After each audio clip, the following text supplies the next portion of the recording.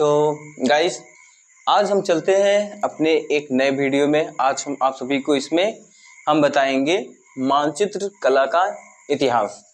जैसा कि इससे पहले बहुत सी चीज़ों का इतिहास बन चुका है, वैसे ही क्या है कि जो मानचित्र है, मानचित्र का भी अपना एक इतिहास है।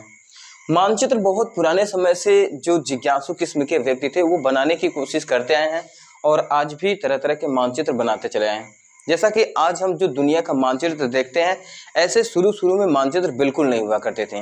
बहुत ही अविकसित कंडीशन की मानचित्र हुआ करती थी, जो कि हम अगर समझने की कोशिश करें तो शायद कुछ भी नहीं समझ पाएंगे उसमें। तो अगर इस मानचित्र को अगर हम रियलाइज करें तो भी बहुत मुश्किल हो जाती है। तो हम लोग चलते हैं मानचित्र के इतिहास से। मानचित्र के इतिहास कब, कैसे और कहां से स्टार्ट होती है, जरा इसकी तरफ में हम जिक्र करेंगे। देखिए, अगर हम इसमें जिक्र करेंगे तो पुराने कंडीशन से फिर नए कंडीशन से किस तरह से जो ह्यूमन सिविलाइजेशन है, यानी कि जो मानव की सभ्यता है, वह किस तरह से अपना पूरा रोल अदा करता है एक विकसित मानव बनने में, कहाँ कहाँ किन किन कठिनाइयों का सामना किया है, हम उसकी भी चर्चा करेंगे इसमें। तो अब हम इसकी जो शुरुआत करते हैं, यानी कि जो इसका इतिहास है वो 5000 वर्ष पुराना, मतलब कि इसकी जो इतिहास है 5000 वर्ष पुराना है, वो भी ईसा के। ये भी बात याद रखना, ईसा के 5000 वर्ष पुराने से भी इसकी इतिहास मिलती है, जहाँ की सही से हम लोगों को जानकारी नहीं मिल सकती है, उसकी एविडेंस नहीं है। बहुत से मानचित्र तो ऐसे बनाए गए हैं जिसको आज के युग में हम समझ नहीं पाते हैं। कुछ तो क्लू किया जाता है, जो हमारे आर्कियोलॉजिस्ट होते हैं, आर्कियोलॉजिस्ट की तरह उनको डिफाइन कर ली जाती है। फिर उसके बाद आता है जो अधिक पुराना, इसमें कह रहा है कि अधिक पुराना है इतिहास। ठीक, तो अब ये पहला स्टेप हो गया। अब दूसरे स्टेप की तरफ हम चलते हैं। सबसे प्राचीन जो चित्र मानी जाती है, यानी कि मानचित्र मानी जाती है, वो बेबीलोन के निवासियों द्वारा बनाई गई जो मानचित्र होती है वो मानी गई थी।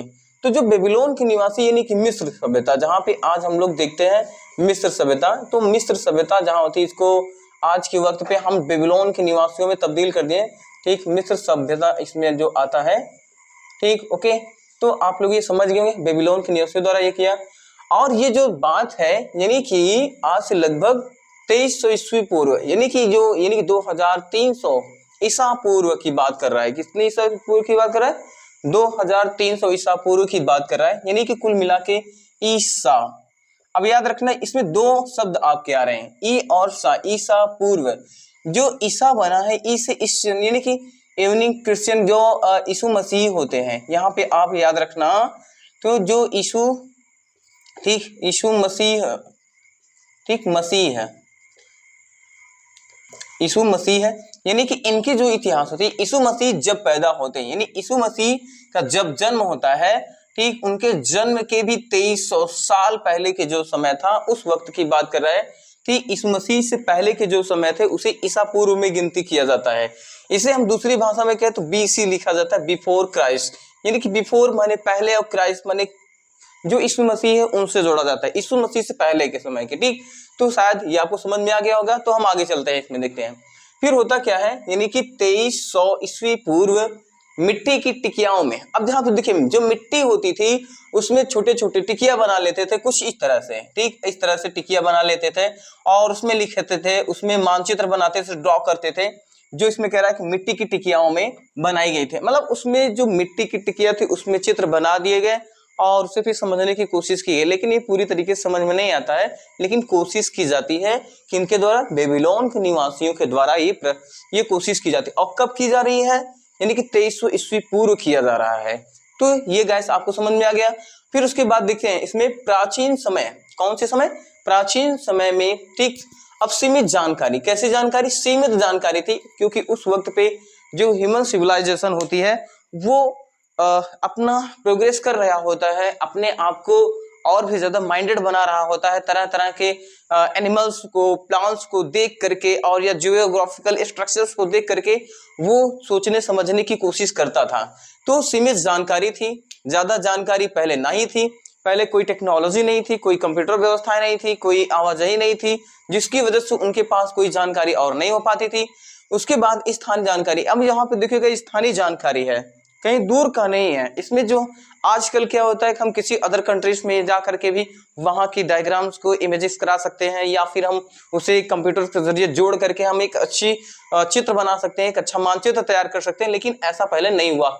ठीक नहीं किया जा सकता था और ना हो पाया था। फिर उसके बाद आता है कई, अब यहाँ पे देखिए कई मानचित्र तो बहुत पुरानी है।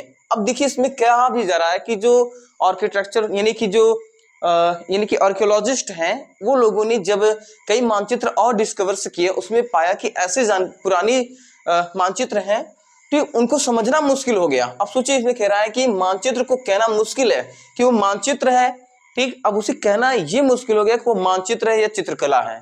ये भी आपको समझ में आना चाहिए कि वो मानचित्र है या फिर चित्रकला है, यही कह पाना बहुत मुश्किल हो गया जो आर्कियोलॉजिस्ट होते हैं उनके लिए।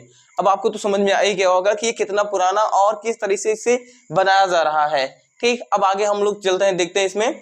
यह लगभग यानी कि 6200 ईस्वी पूर्व, कितने 100 ईस्वी पूर्व की बात कर रहे हैं, यानी कि 6200 यानी 6200 ईस्वी पूर्व की बात कर रहे हैं, पूर्व में, ठीक। कैटल ह्यूक, ठीक, अनातोलिया, ये तुर्की में, ये एरिया कहाँ पड़ता है, तुर्की देश में पड़ता है, जो कि एक यूरोपीय कंट्री के अंतर्गत आता है, ठीक। वहां के यानी यूरोपीय और जो एशिया होता है और जो यानी कि साउथ महाद्वीप है, एशिया महाद्वीप, और उसके बाद अफ्रीका महाद्वीप, और उसके बाद जो यूरोप महाद्वीप होता है उस बेल्ट में पड़ता है जो तुर्की है, ठीक।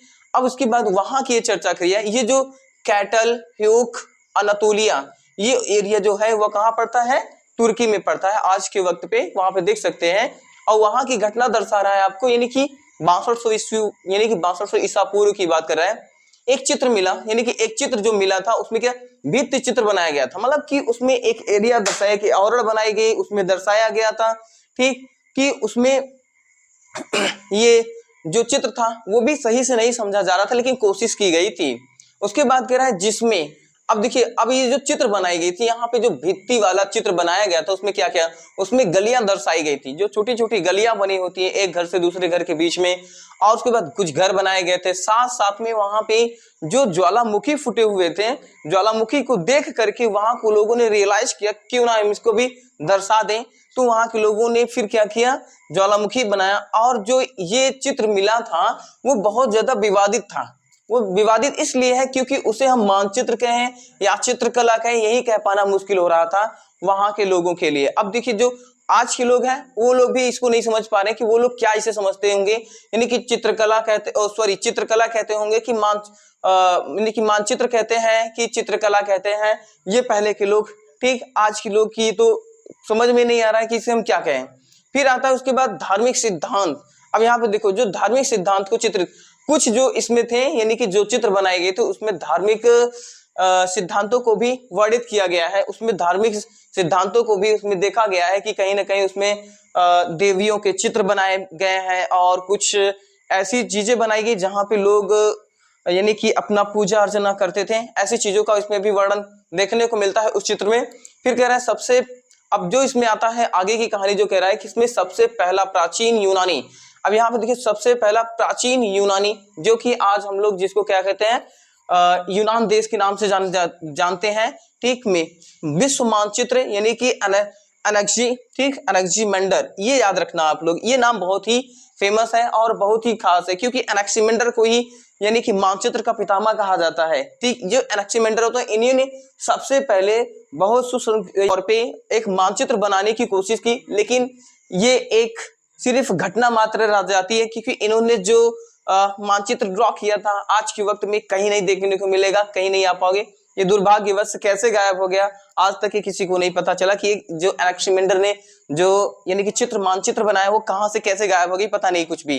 फिर आता है एनेक्सीमेंडर का जन्म, जो एनेक्सीमेंडर होती है इनका 610 ईस्वी पूर्व यानी यीशु मसीह के 610 वर्ष पहले होती है, और ये ठीक मिलेट्स वर्तमान में तुर्की, ये जो एरिया होता है इनका जो जन्म होता है वो वर्तमान की बात करें तो आज जहां तुर्की है उस जगह पे होती है, और इनकी जो मृत्यु होती है 546 ईस्वी पूर्व।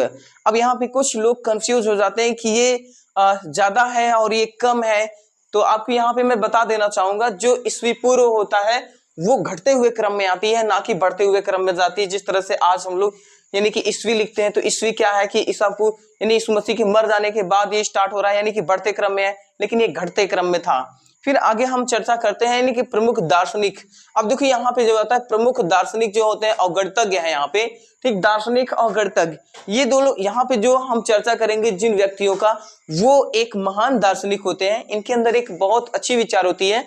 हम इनके बारे में एक स्पेशल हम वीडियो बना के आपको इसमें आप वीडियो बना करके अपलोड करेंगे, उसको आप लोग देख लीजिएगा। तो जिसमें से है पाइथागोरस, जो पहले दार्शनिक और गणितज्ञ होते हैं, ये पाइथागोरस है। इनकी आप लोग सिद्धांत मैथ में भी पढ़ेंगे यानी कि गणित में भी पढ़ेंगे, और इनका जो होता है काफी बातें दार्शनिक यानी कि जो दर्शन शास्त्र सब्जेक्ट होता है, फिलॉसफी होती है, इन पे उनमें भी इनका जिक्र मिलता है। तो ये बहुत चर्चित और महानतम वैज्ञानिकों में इनकी गिनती भी होती है और फिलोसोफर्स में भी इनकी गिनती की जाती है। तो हम लोग स्पेशल से जो यानी कि हम वीडियो लाएंगे वो पाइथागोरस के बारे में किसी दिन लाएंगे। फिर उसके बाद आते हैं अरस्तु, जो कि बायोलॉजी के क्षेत्र में और साइंस के क्षेत्र में बहुत बड़ा काम करते हैं। ये भी एक दार्शनिक थे यूनान क्षेत्र के, और जो सिकंदर होता है उनके गुरु थे। ठीक, उसके बाद आता है ठीक एरेटोस्थनीज। अब यहाँ पे देखो जो एरेटोस्थनीज होते हैं ये भी एक दार्शनिक और गणितज्ञ थे। ठीक, इनके बारे यानी कि पाइथागोरस, अरस्तु और उसके बाद एरेटोस्थनीज और उसके बाद हिप्पार्कस, ठीक, इन सभी के बारे में हम एक सेपरेट वीडियो बनाएंगे और आप सभी के बीच में लाएंगे। फिर उसके बाद ये ठीक इन्हें प्राचीन मानचित्र का अध्ययन किया। अब देखिए जो आगे की कहानी होती है इन्हीं लोगों से, आधुनिक जो मानचित्र की नींव पड़ती है इन्हीं लोगों से स्टार्ट होती है। इन लोगों ने ही एक नई कहे तो जो मानचित्र है, ठीक, मानचित्र को एक नया जन्म अगर कोई दिया है तो इन्हीं जो यानी ये जो दार्शनिक लोग हैं, जो गणितज्ञ हैं, इन्हीं लोगों ने दिया है। तो इनके बारे में हम सेपरेट से जानेंगे। अभी इसकी जानकारी पूरी नहीं हुई है, ये हम पार्ट 2 में आपको जानकारी देंगे, क्योंकि वीडियो बहुत बड़ा हो जाएगा, इसलिए इतना ही इस वीडियो में जानकारी दी गई है। हम जो यानी कि सेकंड पार्ट होगा हम नेक्स्ट डे इसको लाएंगे। तब तक के लिए आप सभी को मेरा धन्यवाद।